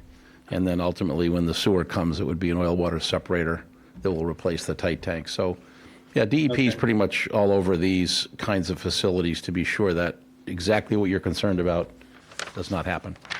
Okay, thank you very much. So I didn't notice, there's underground storage for oils, gasoline? No, sir. No. The only, when I mentioned a tight tank, it's just an emergency facility in case there was a spill inside the building. It has an alarm, and it's just a way of containing it so that it never enters the environment. No storage. Okay. Storage is all above slab, entirely interior to the building, and stored in proper containers that probably have double wall containment or... So you don't have a gasoline storage? No, sir. for No the cars gasoline. themselves? No. No fueling going on there, right? No. This is the owner, by the way, Steve Sully, owns this Kia store as well as this dealership. So you may have questions that I haven't answered correctly, but please correct me, but no fuel at all. There is fuel within the vehicles in their tanks, but very limited amount. And no crashes? Hope not. They're all brand new. Yeah. Okay, you all set? Paul, you have your hand still raised. Is it a new question or? I'm sorry, I'll turn it off. No, I'm all set, thanks so much. All right. Brittany? Just your name for the record. I'm sorry, Roy Catagnani. I'm the applicant that engaged this young man to my right here. My only question is that the plan and narrative reference the landscape plan by others. Do you have that, and can you please provide that to us when it becomes available? Yep, I can. I believe that was submitted. I don't think it was one of the plans in the set, unless it was. I can forward that to you. Okay, I just would like to review it before they get implemented, but it's not super time sensitive. And they are also, this project was subject to a stormwater management permit application. They had some very minor comments. They're kind of just wrapping up their second review, and it should be completed before our next hearing. And if everything is good with that one, you can come remotely. You don't need to come in person because there wouldn't be anything to discuss. But if there are any changes from the plan that come from that, we just would accept a minor plan revision. You wouldn't need to come back to a hearing. But that's all. Thank you. Okay. Anybody in the audience? Anybody on Zoom? Would somebody like to make a motion then to approve the project with special conditions? I will. Is there a second? Second. Paul? Aye. Jack? Aye. David? Aye. Pat? Aye. Yeah, turn that You're around trying to there. Keeping them us on their awake. toes. Keeping you awake, that's all. The chair votes aye. That's 5-0. All right. We'll see you hopefully next time for your stormwater. Yes, sir. Thank you all very much. Thank you. Thank you. Which brings us, We're lined up. Thank you. As to what? next order of business is stormwater management permit applications. This is the first one, Roy Cantagnani, 770 Route 28, proposed 9,991 square foot car dealership with buffer zone to a vegetated wetland land subject to coastal storm flowage. They are requesting a continuance to September this is- 19th. And this is to just finalize the last bits of peer review. That's right. To update you, the little confusion on the owner's part about paying the fee. So that finally was done. So I think we're just waiting for the peer review, and then we'll come back, assuming that comes forward. Yeah, The they're just engineer wrapping didn't come tonight because there really wasn't much to talk about. No, they're Yeah. fine. All right, so is there a motion to continue this to September 19th? So moved. Second? Second. Let's see, Pat? Aye. David? Aye. Jack? Aye. Paul? Aye. Chair votes aye, carries unanimously, 5-0. Seal on the 19th. These are just on the agenda. you. Because of our bylaw requires it to be on a hearing within a certain amount of calendar days, even if it hasn't finished the peer review process. So we're working on changing that to make it Oh, okay. easier for applicants. Thank you. That's no problem. Thank you so much. Thank you. Okay, next order of business is another stormwater management permit application. Let's see, Ahmad Zarran, 228 Route 28. It's just gonna Proposed be redevelopment into a mixed-use building. This is also being continued. This one's going to be continued for a little longer because it hasn't started the peer review yet, so. Pending peer review, so do I have a motion to continue this to October 17th? So moved. Second. Second. Jack? Okay. David? Aye. Pat? Aye. Paul? Cut me off.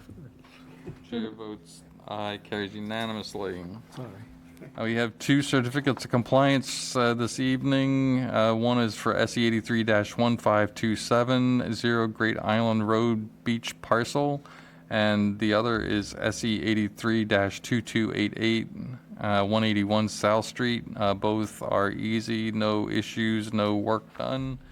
To just close everything out, do I have a motion to issue certificates of compliance for SE 83-15270 Great Island Road Beach Parcel and SE 83-2288 181 South Street? So moved. Second. David? Aye. Pat? Aye. Jack? Aye. Paul? Aye. Chair votes aye. And is that the same thing for, I'm sorry, I did them both at the same time, so that's all good.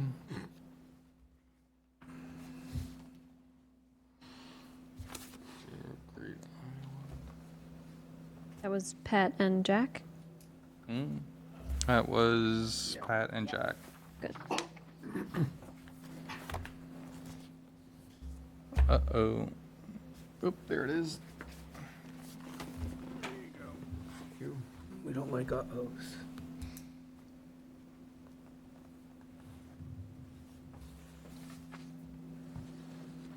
All right, next order of business is enforcement. The first one is Susan Dewliner, 33 Shore Road. This is unpermitted fill within the buffer zone to a salt marsh and land subject to coastal storm flowage. Brittany, what's up?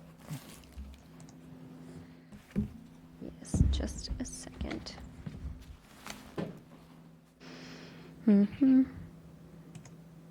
Okay, sorry, let me zoom out and starting over. This property is located next to a salt marsh over here and abutting Lewis Bay. And David walks by here frequently. And this is an area directly next to the driveway, which is within the buffer zone and in this flood zone that has been elevated and planted with a garden bed without permitting. All in all, the area is not enormous. It looks like it was elevated less than about 2 feet or a little bit less. I think you said 16 inches. It's 17 inches, which is high, but it's, there were about 4 inches under that, so it's about 13 inches. Yeah, between a foot and a half, and planted on the sides with sod and some plantings. And this was sent as a violation notice because of unpermitted fill in the flood zone and in the no disturb buffer zone to the salt marsh, which is directly abutting their driveway. And Susan has been in contact with me and very receptive to doing whatever required to permit this berm. And what are you proposing? Our options as the board, if it is something we would permit regularly, we can require permitting after the fact through an RDA.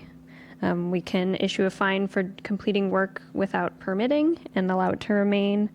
Or if you're concerned about the new grades and needing to know exactly what the elevations are, you can ask for an as-built plan. Something at this scale, I'm not sure that's necessary, but it's up to the board on the scale of what they think is, since it's directly abutting the salt marsh. The only thing that I would insist on is that that the irrigation that you've installed in there that be removed, just because it's so close to the salt marsh that we can have things leach into the marsh there, and it's sensitive. That's the only thing that I would insist that the board consider. Did you say something about fertilizer and herbicides in that?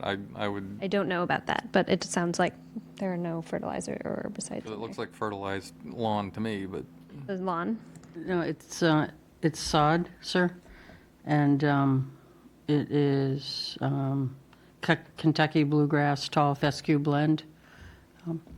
but you're not fertilizing it? No. Okay, so I would just ask that you continue the no fertilizer be applied to the lawn area as well, and again, with the removal of the irrigation. I have a question about the plants themselves. They look very nice, but are they native or? They're not necessarily native, but none of them are invasive. I had the list from you. Let me pull it up. I didn't upload it into the.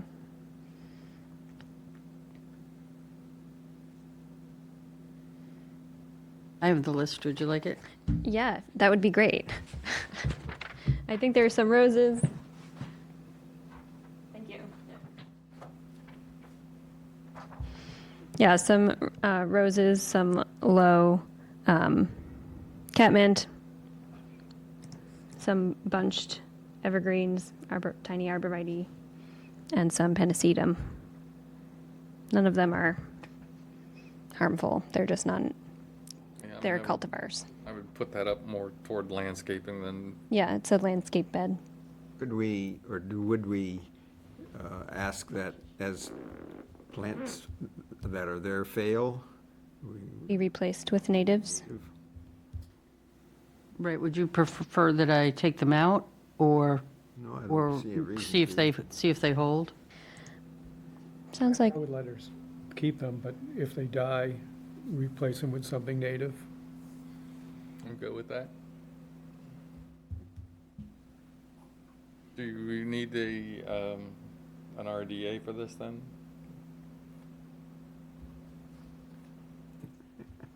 I did, We're just gonna do this as an, I mean, I'm willing just to do this as a sketch plan, as part of the enforcement order, let it be reviewed and be done with it, so. with the list and the. With those conditions that we. Yeah, I mean, she already provided me all the measurements and information about the area. The only thing I'd like to add is that Oh, and the- in the future, if you want to do any work, you really should call Brittany first. 'cause yes, your I house is I right understand there. that. I did actually come on June 7th here to the office and upstairs to get my plot plan, and I asked if there was anything else I needed to do, and they said no, but that didn't have the plot plan. So they had me drive over to the engineering building, where I met another person, a nice young woman, and she gave me the plot plan. I asked her, do I need to do anything else? She said, no, you're all set. So I apologize for not permitting. I did fill out the form with Brittany's help, all 27 pages of it. She had me halfway through the 400-page storm report when she told me I didn't have to read anymore. And so it's a total of 356 square feet total. So Yeah, and the last thing is that once, I mean, are these grasses pretty established so far this summer? Or is it still kind of loose underneath? no, I think everything's good. I actually mowed the driveway side. I couldn't quite get in on the other side because that bush, when it thins out in the fall, it will be. I can mow on the other side, and then I'll figure out when to take out that Yeah, the straw roll. thing. Okay, if it's established, you can take the roll out. Okay. This may be a silly question, but when you mow, are you catching the grass? I'm sorry, what? When you mow, are you catching the grass? And do you have a grass catcher? I do. Okay. I do. I didn't when I started, and then I went in and put it on. So there's some sprinklings around the street end, as you can see there. But You just don't want the grass to be moving into the wetland. the marsh is a failed marsh. I should share with you in that it was fixed by the DEP after Hurricane Bob, and it didn't fix, and it leaks. So it's actually ocean that comes in and out there, and there's a great need to fix that. So this was built to just make it look good. It's not built to stop the water. There's, close to 5 feet of water there. This is my result of the storm, the third storm on December 19th. Which really kind of washed everything out. Yeah, I stopped by then. And this is the house across the street that they went up about, they elevated their lawn about 5 feet. This is right across the marsh, That's with yeah. the flooding. I mean, there are days I can't walk down It's there your- because there's so much flooding. Yeah. That's Last what- one. On a the bad past. high tide or full moon, it floods, and then on a storm, like the December storms, it's bad. Still And can't so- understand how that other house exists, so. The house next to you on the other side, Right. all these different, Yeah, the house itself is 104 years old, and my parents bought it 67 years ago, so the house, we're talking, your house, it's my house now, yes. not that house. Not that one, Not no, that one, thank What you. I No. mean, I don't know how that survives. Okay, so we'll just permit this through the information she's provided. Yeah, just a sketch plan. And does that need to be done by an engineer? Sorry to interrupt you. No, it's just very, very basic plan that shows it. I mean, you could almost use an aerial photo, I think, but. What I did do is I went along, and every 3 feet I have measurements with a stick and a thing. I don't know if that's helpful. You could include that. It's certainly more than what we normally get for something like this. So, but yeah, that would be good if you would include it, and then just do length and width. The mention of the species that are there, the plant species that are there. So it's okay if I draw it? I'm not very good, but I can give you what. Yeah, Yeah. and then the special conditions that we had asked, that mowing with the catcher, removal of the irrigation, and no fertilizer on the sod, And replace any dead plants with native plants. and then replace any dead or dying plants with native plants.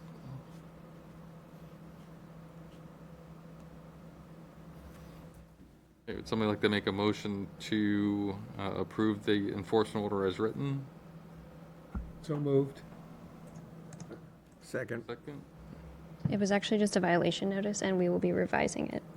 Or what? It would be revised with all those things that we said, and it was just a Oh, well, I violation. talked about writing it right now because I didn't think you wrote it, but. Okay, anyhow. writing an EO. This one. That's Writing it, right. Okay. All right, Paul, Aye. Jack, Aye. David, Aye. Pat, Aye. chair votes aye, carries 5-0. So I'll send you another letter with all those things in it. And then when you send us the sketch plan, it's kind of allowing you to do the work through the enforcement order, and the sketch plan will be resolving it. Okay. And so don't mail to the abutters or do any of that. So you don't need to, We're so all we on the phone, by we the were way. trying to scale back. Butters are listening in with my entire 11 people in my family. Okay, well, you did great. So we scaled back from all those forms, so we can permit it through this. Okay. measure. Thank you very much. No Thank you, Mr. Chairman. Thank you. All right, our next order of business is another enforcement matter. James McCarney, 27 Gristmill Lane. It's an unpermitted fill within the buffer zone to a salt marsh, coastal beach, and land subject to coastal storm flowage. Brittany. It does not appear that anyone's here for this, but the building department did an inspection of a nearby property and brought this to my attention. This is the Gristmill Lane, same area where we just had that invasive species project. We permitted 31 Gristmill Lane last year. They regraded their entire front yard and put in a retaining wall. They're in the buffer zone to the coastal beach across the street and some marsh closer to where my car is. So it's unpermitted fill in the flood zone and the buffer zone to coastal beach. Even though the building department stopped work, we still saw that person working. Yeah, it looked like they were grouting the wall, but I don't know exactly. We even have proof. I mean, you can issue a cease and desist, and then I think it's pretty clearly a after-the-fact notice of intent. Yeah, that's what the draft says. Any discussion on that one? Well, should we, someone wrote here, recommend a fine. Should we think about that? Up to you. Up to me personally? Well, not to you. That's so much power. Well, it is partly to you, but What do you guys think? Would you repeat that, David? I didn't hear I what you said. should we fine them or not?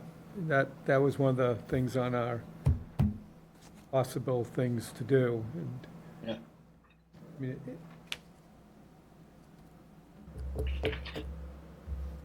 waiting for other people's opinion. Okay, hang on. so the question is, do you want to find the individual? Yep. This is So where the has other there been- commissioners have to say something. Have there been previous problems with? I do remember speaking to someone about a deck addition on this property, so I believe they are very aware of the requirements for the Conservation Commission. So I'm not sure if they thought it was just structural or if they just did the work because their neighbors were doing work. But since they have not appeared in front of us, we can't really say. Same owner from with all of that, right? I hadn't looked if the owner has switched recently. And what would the fine be? What, 3?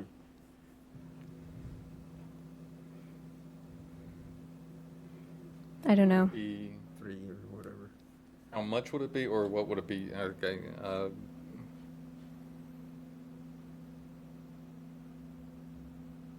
Yeah, 100 or 300, depending on the severity. And what is the outcome that we want for this to? We want them to file an after-the-fact notice of intent since they changed the elevations in the flood zone and in the buffer zone to coastal beach without permitting. What's the effect of having that wall there if it floods? That could change the direction of the floodwater, Going into other people's properties, staying on the road. staying on the road? Well, But without a plan, an engineered plan, we won't be able to. But that's going to be for the notice. Yeah. That'll be discussion for the notice of intent. But right. And obviously, whatever happens is going to be coming around the edges on that, going onto their property and the neighbors. Yeah, so definitely something that would need to be permitted. so, I mean, to get back to the enforcement end of it, we don't have after the fact filing. We don't have after the fact filing fees. So Not yet. in this We case, approved. I would say fine them the $300 because in any other town they would be paying Double. that in after the fact filing fees. So in this case, I would say Buy that. there you go. Go with you. Did you hear that, Paul? Yeah, so let me understand. So there would be possibly something like a $300 fine, and then after the fact, NOI or restoration plan, which would come before the committee, and then we would provide our direction from there, right? Yes. Right, there will be a new notice of intent filed that's essentially, it's like an as-built, Yeah. is what they're asking for. And then we would have the option of, assigning conditions as we see fit for, like we would for any other notice. Of course, of course. Yeah, I think that would be a great course of action. But I do agree with the initial fine to begin it all off of $300. Okay. All right, so unless there's any Need to further, take a vote on that? yeah, well, yeah, so we'll need to vote on the fine. first. So do I have a motion to issue a fine for $300? So moved. Paul moved it. Okay, and will you second? I'll second. All right, and Get Paul in those let's minutes. see. So voting on the fine, Pat, Aye. David, Aye. Jack, Aye. Paul. Right. Chair votes aye, carries unanimously 5-0. And then on the enforcement order, do I have a motion to issue the notice, or sorry, issue the enforcement order as written? Or after, that's including the after the fact notice of intent? Motion to that? Yes, I'll move. Second. Paul? Aye. Pat? Aye. David? Aye. Jack? Aye. Chair votes aye. Great. Carries unanimously, 5-0. It's ready to go. We're almost done here, folks. Other business, we have an approval of meeting minutes for August 15th, 2024. I read them, they look fine. Is there a second? I'll second it. I have a question though. Okay. I do have the affidavit. Should I vote? And I watched the meeting online, so could I vote in this or should I abstain? If you weren't here, you should abstain. Yeah, just abstain. Okay, It's easier. right. Okay. So, Paul? Abstain. Okay. Pat? Aye. David? Aye. Jack? Aye. Chair votes aye, carries 4-0 with one abstention. All right, and we have one other item of business, an event announcement, guided walk series with Conservation Administrator, which begins tomorrow, September 6, 2024, at Sandy Pond at 1:30 p.m. Meet at the The parking lot past the playground. parking lot past the playground at 1:30 p.m. tomorrow, Sandy Pond. Be there and learn all you can about coastal sand plain plants. Plants. Paul, you gonna be able to walk through that? I'm going to send a representative. Nice. And the hope is that this will be generally weekly within the fall. There's a week that I can't be there, but keep an eye out for notices on the website and social media about the next walk. And you're switching them from different conservation areas. They'll be at different conservation areas where parking allows. Some of them were eliminated because they can only park one or You two gonna cars. do Different days, or you're gonna stick to Friday afternoon? I'm going to try and vary it. So we're going to do Friday afternoon first, and we'll see how the turnout is. We'll try a morning on a different weekday, but unfortunately, we will not be doing Saturdays. I don't want Saturday. Friday afternoon's impossible for me, that's all. So I'm Yeah. being selfish. We'll try and, I'm going to try in different days. And we're hoping to have the culmination be a intro to Plant ID course, like a one-day course. And they are by suggested donation to the Conservation Fund to improve awareness about that the fund exists and projects that the Conservation Division completes. Take credit cards? No, Cash only. cash or check. Great, wonderful thing, Brittany. Thank you. Very nice, Brittany. We'll see how it goes. Okay. Okay. Sounds like a good idea. I heard you might do a birding I thing. will I will offer Yeah. birding trips as well for the conservation areas, so. Birding by Ed. Seagull lately. I've not been there as much. I've been there earlier when I went in there, but Well, what's early? like 6:15. I'm not there that Wow. early. I was there at 7. Lots of So, egrets. are we doing anything right now on the wetland bylaw? Yes, I can give you a small update. The Attorney General has approved our bylaw. Now we are just waiting for it to be posted, which I would imagine would happen within the next 2 weeks. And we also have some very minor regulations updates to support our new bylaw. that I will hope to have probably the first meeting of October to just have them out into the world for more than 2 weeks.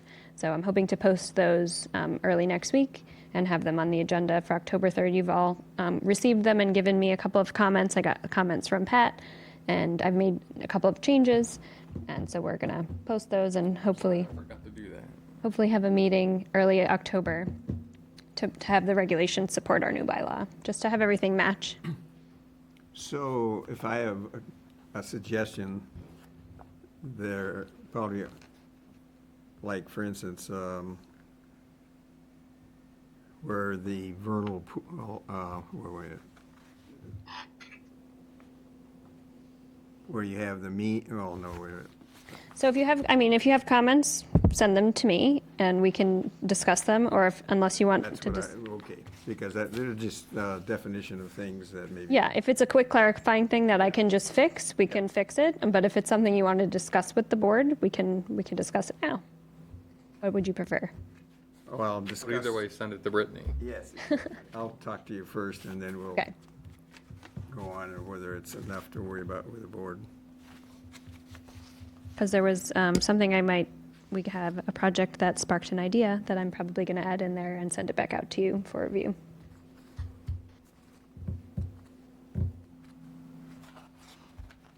And that's it. The select board meeting on September 10th, we'll be voting in our new member. Any word on any other potentials? I don't know. Not at the moment. Okay. Anything else then? That's all. I think. If not, would somebody like to make a motion Move to that. adjourn? We do. I'll second that.